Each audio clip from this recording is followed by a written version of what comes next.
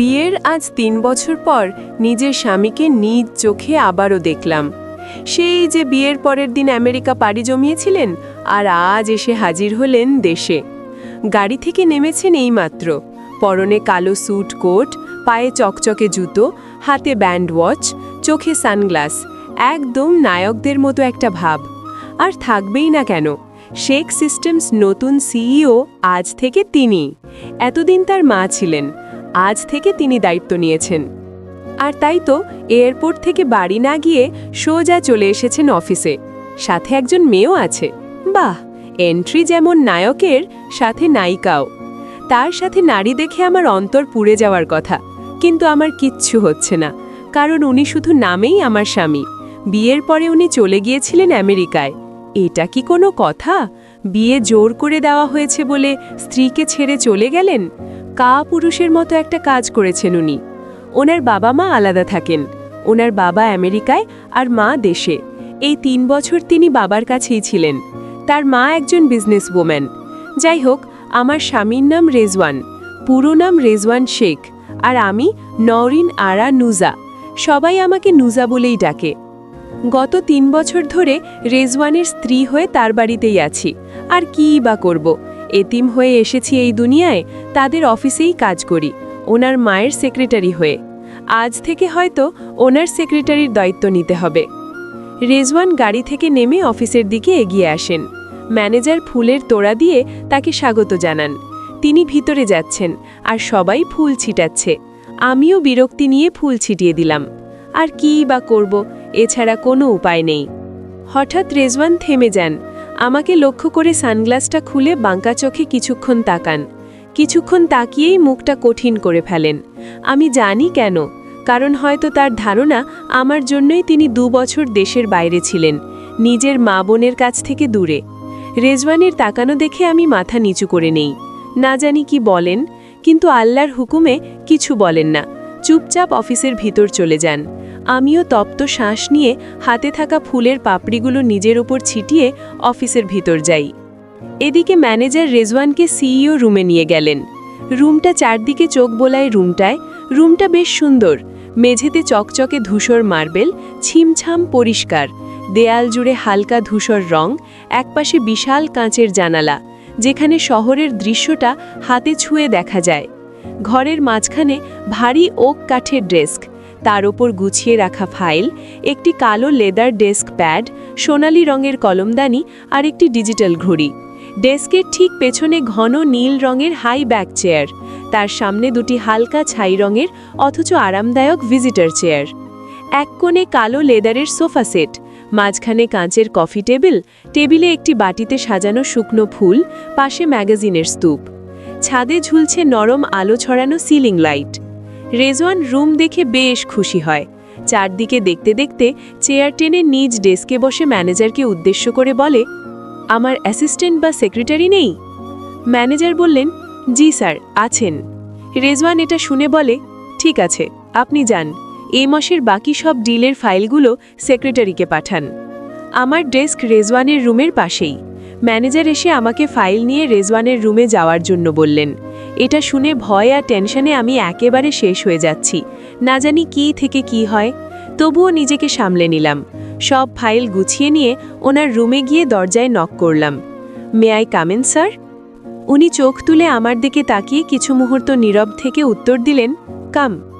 অনুমতি পেয়ে আমি ধীরে ধীরে ভিতরে গেলাম, ফাইলগুলো টেবিলে রাখলাম। তারপর টেবিল থেকে একটু সরে গিয়ে বললাম, স্যার, এখানে সব ডিলের বিস্তারিত আছে, আপনি দেখে নিতে পারেন। রেজওয়ান ল্যাপটপ থেকে মুখ তুলে আবার আমার দিকে তাকালেন। দেখলেন আমি মাথা নিচু করে দাঁড়িয়ে আছি। হঠাৎ বললেন, গিয়ে দরজা লক করে আসো।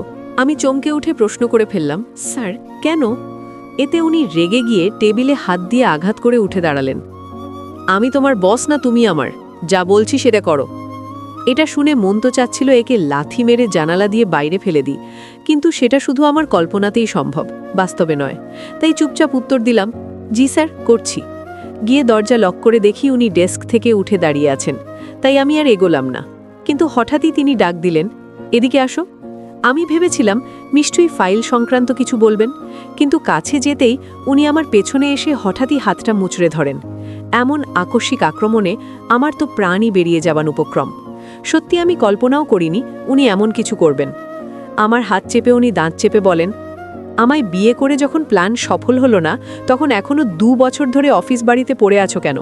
এত টাকার লোভ তোমার কিসের?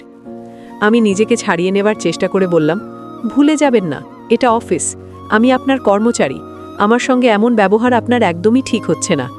আমি লোভী? কোনো প্রমাণ আছে আপনার এই অভিযোগের? রেজওয়ান তখন আমাকে ছেড়ে দিয়ে আমার চোখে চোখ রেখে বলেন, তুমি লোভী নও, এটার প্রমাণ কি? এত কথা বলতে তোমার লজ্জা করে না?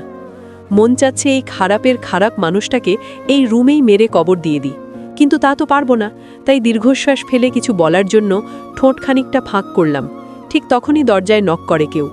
রেজওয়ান দ্রুত গিয়ে নিজের জায়গায় বসে পড়লেন, আর আমি নিজের কথা নিজের গলায় গিলে দরজার দিকে এগিয়ে দরজা খুললাম। দরজা খুলতেই দেখি ওনার সাথে আসা মেয়েটি এক প্রকার ধাক্কা দিয়ে রুমে ঢুকেই বলল, রেজওয়ান, দরজা লক করে ওর সঙ্গে কি করছিলে? আমি বুঝতে পারলাম মেয়েটি হয়তো রেজওয়ানের গার্লফ্রেন্ড। পরিস্থিতি সামলাতে আমি শান্তভাবে বললাম, না ম্যাম, স্যার অফিসে নতুন এসছেন, আমি তার সেক্রেটারি, তাই সব কিছু দেখাচ্ছিলাম। এ কথা বলেই দেরি না করে রেজওয়ানের দিকে তাকিয়ে বললাম, স্যার তাহলে আমি যাচ্ছি।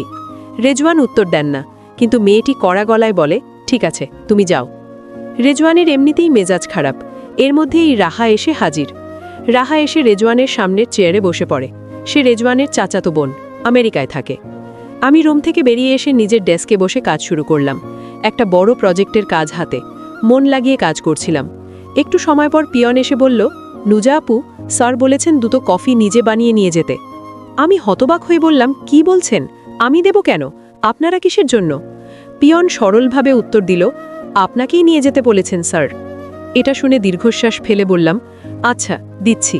তারপর ধীরে ধীরে অফিসের কিচেনে গেলাম। কাপ বাছাই করতে গিয়ে ভুল করে জোড়া কাপই নিয়ে ফেললাম। কফি ঢালতে গিয়ে গরম কফি হাতে পড়ে গেল, লাল হয়ে গেছে হাতটা।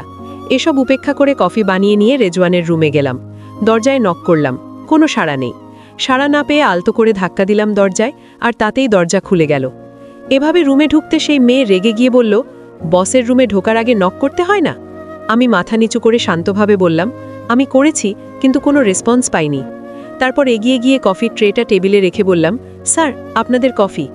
তখনই মেয়েটি তাড়াতাড়ি উঠে গিয়ে বলল, আমি যাচ্ছি, কাজ আছে। এই বলে সে রুম থেকে বেরিয়ে গেল। আমি হতবাক, এত কষ্ট করে বানানো কফিটা খেলোই না, তাহলে বানালাম কেন রে মা? ফাজিলের বাচ্চা। কিছু সময় নীরদি দাঁড়িয়ে থেকে সেই বড় ফাজিল রেজওয়ানের দিকে তাকিয়ে বললাম, স্যার আমি যাই। কিন্তু এতে রেজওয়ান ঠান্ডা গলায় ধমক দিয়ে বলেন, তোমার কি আশা আমি উঠে গিয়ে কফি খাই?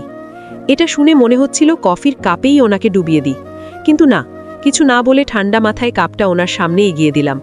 উনি কাপটা দেখে ভুরু কুঁচকে বললেন, এটা কেমন কাপ? এই স্টিকার কেন?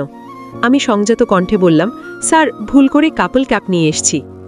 এবার কি একটা ভেবে রেজওয়ান আমার চোখে চোখ রেখে ঠান্ডা অথচ ধারালো কণ্ঠে বলেন, শুনো মেয়ে, তোমায় আমি কখনোই নিজের ওয়াইফ হিসেবে মানিনি, মানবও না, তাই এসব আশা করো না।